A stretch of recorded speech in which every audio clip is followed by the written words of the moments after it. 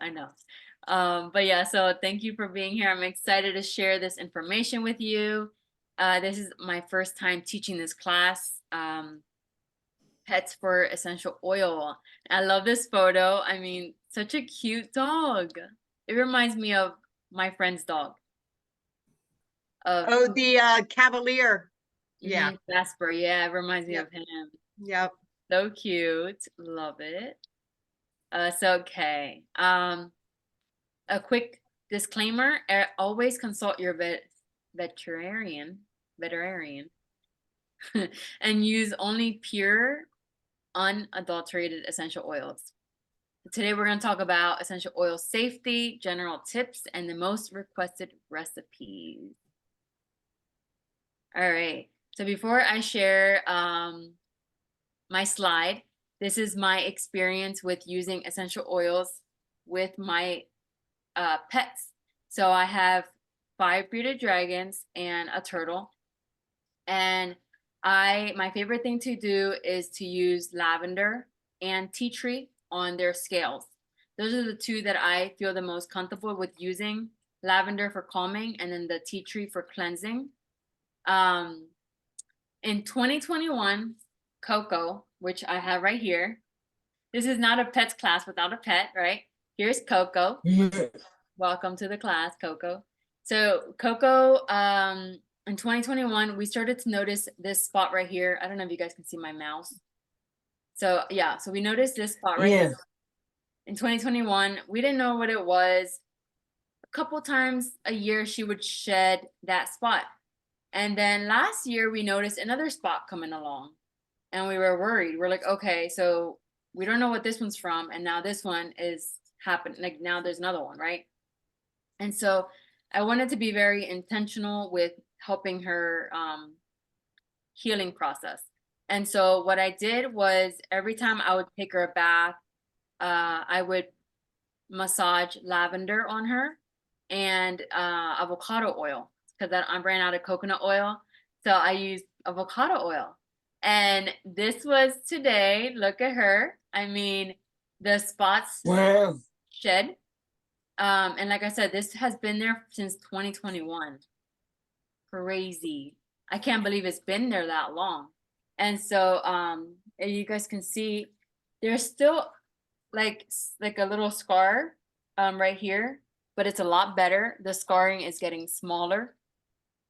And I'm going to continue the lavender treatment on her and the tea tree on her. My turtle. So here's my turtle. I have a turtle. And whenever he's dry, if you notice your animal skin is dry, use lavender. So I use lavender and coconut oil on him, or sorry, avocado oil on him. And that will help their shedding for any reptile owners here. It'll help their shedding and it will also help their shell shine. It's like a little shiny shell now. I hear something. I think he's about to start shedding soon. It sounds like it's gonna shed. But yeah, so that's my experience with using essential oils and supporting my reptiles. Does anyone want to share an experience they've had with essential oils and their pet? It's okay. Go ahead, Amy. Oh, okay. When Dad was alive. It's okay. Aw. Sorry, that one hurts. He was really bad with thunderstorms. Like really bad. He would pant really, really heavily, drool, and shake. Well, when we moved here, oh yeah, it was sad. When we moved here, there was essential oils left behind, and lavender was one of them.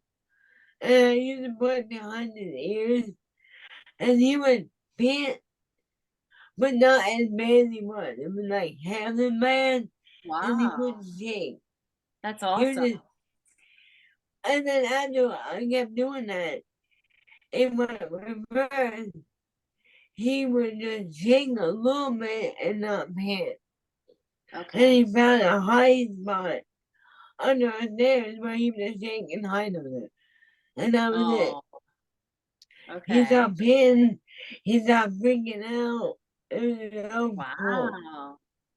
That's awesome. That's amazing. Thank you for sharing. It's so empowering when we find something to help our little ones, right? Our little furry friends. Yeah. Thank you for sharing. Yeah, mine's lavender based too. We were having problems with the dog sleeping through the night and everything, and I can't diffuse while I sleep because it messes my sleep up. Doesn't matter what it is, but I can't diffuse while I sleep. So I would put lavender on my hands and on my feet, and then just a light pet of everybody, and now they sleep through the night. Oh, And wow. they really like the stick. That one seems to work even better. Really? So yes, yeah. Nice. Violet always, whenever I use the stick, she wants to climb under the blankets and sleep under the blankets with me. Yeah. So Wow. It might be that valerian in there.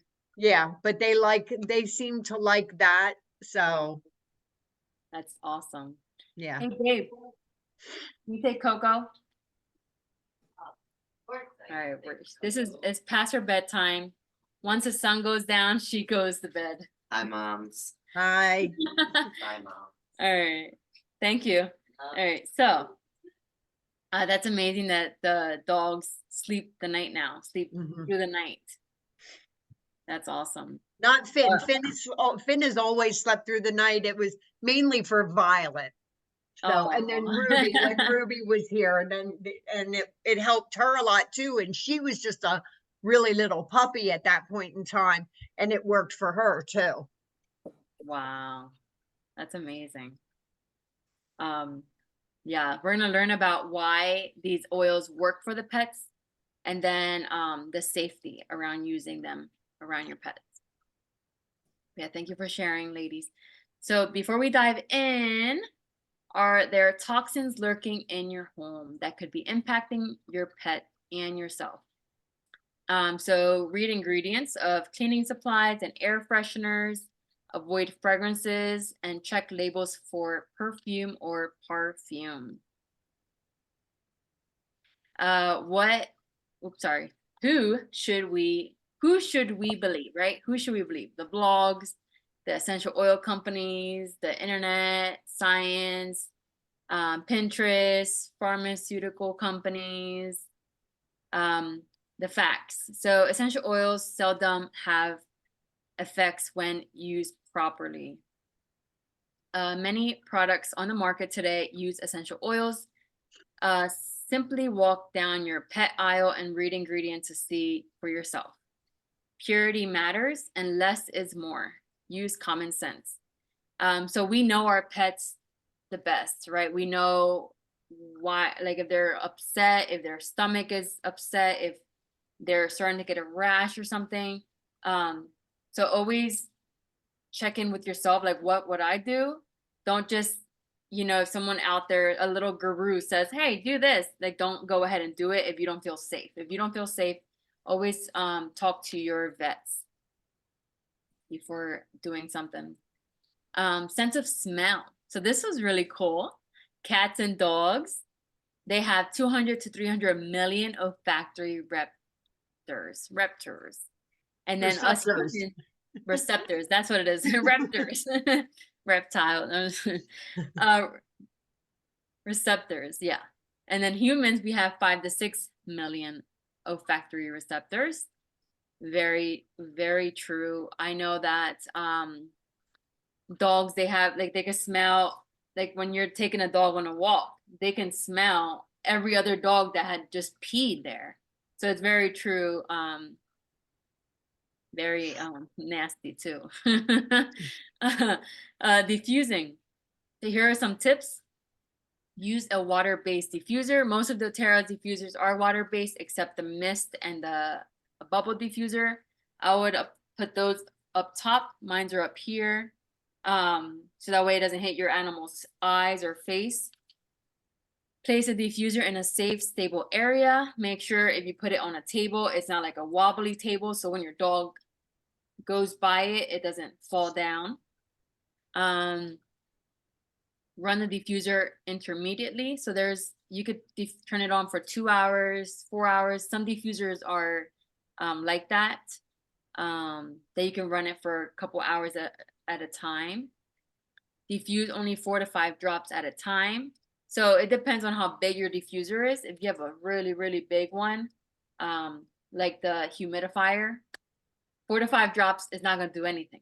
So I would recommend to 4 times that, like 20 drops in that big diffuser. It's like so big, like this big.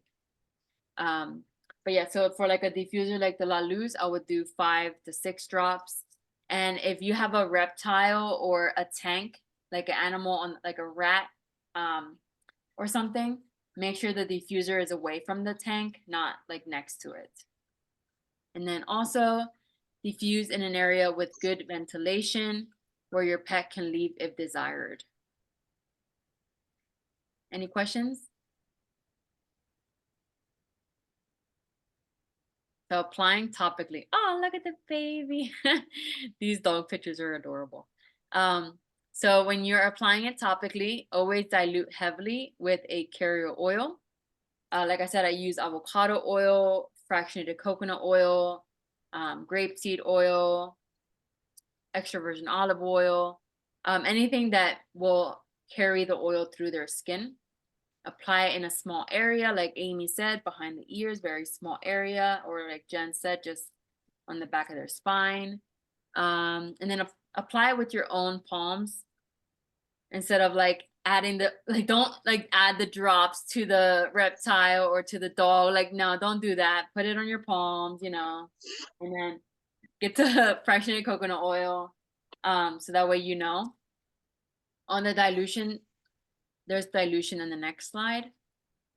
Here it is. So places that you want to apply is their chest, their upper foreleg, upper inner foreleg. So right here, right there, the back of the neck and along the spine, and then their stomach. Okay, dilution rates. So if your dog is 25, weighs 25 or less, you should use 2 drops of oil for 2 tablespoons of carrier oil. If your dog is 25 to 50 pounds, you can use 3 drops with 4 teaspoons of carrier oil. Dogs more than 50 pounds, 6 drops for 2 tablespoons of carrier oil. And then horses, 3 to 6 essential oil drops in a tablespoon of 2 tablespoons of carrier oil. Do not use essential oils with animals under the age of 10 weeks. When I do with my dogs, so because, well, Huck is 11 pounds, so I consider them all, 10 pounds and under. I take my finger and rub the top of the bottle, or just kind of flip it over and then put oil in my palm and rub my finger that had the oil on it. That's all that I do. I don't even use because 2 tablespoons of carrier oil would cover all of my dogs completely, and they'd be coated in oil. So yeah, you can make a roller, or you can even have like little ceramic, like let's say you do want to make a lot for your animal, you can use like a ceramic, I don't have it right now, but you can use a ceramic or glass cup and then label it like puppy upset stomach, right? And then add the digestion, and then add the carrier oil, put it in here, and then that way whenever after they eat, you put your finger in there and rub their belly. So I have a roller. I have an upset stomach roller that I had for Ruby, and it worked. I used it on her. She kept getting sick, kept getting sick in the car. I put it on my hands because she was only like 6 or 7 pounds. And I rubbed it into my hands almost completely and then just rubbed her and rubbed her belly and stuff, and she didn't throw up at all. So Wow, that's so amazing. That's so good. Thank you for sharing. Yeah, when Jack was 60 pounds, and I would do one drop on my finger behind in one ear and then a drop on the other behind the other ear, and it was good. So I only used 2 drops straight, Oh, and he was good. yeah. yeah, that's awesome. All right, let me see. Oh, there we go. Okay, so here we go. Where to apply? Apply directly to affected area. So again, if you know behind the ear or if they're having a rash, apply it directly to the rash area. Place the oil in the palm of your hand and apply it from head to toe. Skin is the thinnest on the stomach, on the belly area. Have them smell the essential oil from your palm and avoid eyes, ears, nose, and genitals. We every time I would get a box while I was building up my supply, I would sit in the kitchen floor and open up the new ones and let everybody smell them, and they ended up with favorites and stuff, and Aw. so Violet loves rose. Oh, she's a bougie one. Yeah, she loves the rose. That's cute. I love Violet. All right, internal use. So tips here, generally avoid internal use unless instructed by a vet. There is some research regarding the internal use with horses. So of course I didn't make these slides, but really the only one I trust internally is copaiba. Copaiba for digestion, copaiba for calming, copaiba for the heart, copaiba for the brain, for the puppy brain, for the head, the dog brain. So like I would really recommend copaiba. That's the one I trust the most. My friend has a pug. He's so cute. And I think it's a pug. I really mess up dog names all the time. I just know Chihuahua and Pit Bull and Yorkie, the basic ones. But I think it's a pug. And she gives it like every day. She gives it a drop of copaiba, and I think it had like some type of like inflammation. It had pain, so that also helps with their inflammation. The copaiba. So even though here it says avoid it, if your animal is going through something, I trust copaiba. You don't, not Frank? Yeah, Frank too. Those But- would be the two that I would think of. Yeah, copaiba for me is so light. It's so much lighter than frankincense. Yeah. So I would add a drop to their water bowl, or they lick it off you if you put a drop on your palm. But yeah, frankincense and copaiba. Okay, essential oils and cats. So I love how cats have their own like slide. They have like a couple slides. So cats metabolize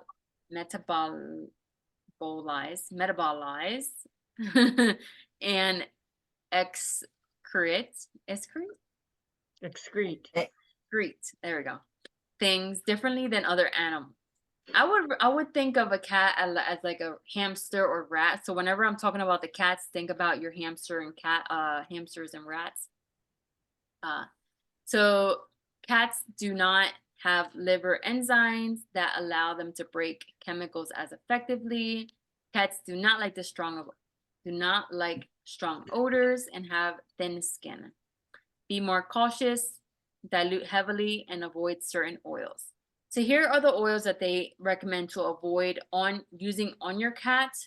Some of these are very common sense, like birch, clove, peppermint, oregano, thyme. These are hot oils or minty oils. I wouldn't recommend those. I'm shocked to see some of these like cypress, but like cats are sensitive. So you guys can take a screenshot if you're a cat owner of this. Here is another cat slide. I love that cat, so cute. It says only to use CTPG, which is certified, pure, tested grade essential oils. dilutes 1 drop for 50 drops of carrier oil. Very, very diluted. Here it says safe oils for cats. So here's frankincense, lavender, copaiba, geranium, rosemary, clary sage, Roman chamomile, helichrysum, rose, and jasmine. I love that. See, look, lavender. Lavender for everything. So here are some substitutions. So if you want to use something for cleansing, you can use geranium, arborvitae, myrrh, and cedarwood. If you want to use something for immune boosting, on guard, oregano. You know what? Hold up.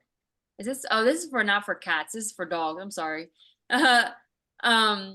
So instead of using cassia, use on guard, oregano, or thyme. And then for any body discomfort on the puppies, instead of using wintergreen, you can use copaiba, frankincense, and aroma touch. Okay, body systems overview. So you can take a screenshot of this. This is really, really, really good information. So if you want to support your animal, your pet's cardiovascular health, helichrysum, cypress, marjoram, and copaiba are recommended. Digestive support, digestin, ginger, cardamom, fennel, and coriander. Endocrine support, myrrh, lemongrass, geranium. Immune support, rosemary, copaiba, on guard, and melissa. There's some bogo oils in here. Let's see, what's that word? Integumentary support. Yes, Integumentary. I'm not sure what that means. What Jen said. Lavender, frankincense, myrrh, helichrysum, cedarwood, geranium, spikenard, Roman chamomile, and melissa. That's a lot. Musculotose, skeletal support, frankincense, copaiba, aroma touch, and marjoram. Nervous system support. I would add lavender in here. Lavender, copaiba, helichrysum, turmeric, sandalwood, and balance. Respiratory support. You could diffuse breathe, on guard, cardamom, rosemary, and arborvitae. Urinary tract support. Oh, Copaiba, I know. Copaiba, lemongrass, juniper berry, and zendocrine. so maybe I'll have to start putting a drop in their water bowl. Copaiba, yeah. Yeah. Copaiba Okay. for everything. Yeah, because it's her second urinary tract infection that she's had. So, and the last one, it took almost 2 weeks. We had to go through 2 rounds of antibiotics because she couldn't get rid of it. Oh, wow. Okay. Yeah, so copaiba, lemongrass, juniper berry, and zendocrine. You have all these, Jen. Yeah, but how am I using all of them except the copaiba? So lemongrass, I don't juniper think berry, she'll like zendocrine, that. topically. Topically, I would use it. Like what you do, Mhm. flip the bottle over. Yep. Yeah, and put it on her. You can even put it down her spine. You don't gotta put it on her stomach, but like down her spine, closer to her tail. I'll put it on her tail. She hates me touching her tail, so I'll do that. Oh. Most requested recipes for dogs. So text me the word ebook if you want me to send you this ebook for the recipes. So DIY shampoo, we use lavender, Roman chamomile. The outdoor pest collar, we use peppermint, lavender, lemongrass, cedarwood. Road trip roller, digestin and lavender. Joint support, aroma touch, Siberian fir. Helichrysum, copaiba, and frankincense. Calming spray, balance, lavender, and copaiba. Hot spot spray. What's hot spot? They scratch and scratch and scratch at one specific spot on their body, and then it ends up getting, a lot of times it ends up getting infected. That's what Huck used to get because of allergies. And then I switched them to the vegan dog food, and we haven't had an allergy shot in almost 2 years.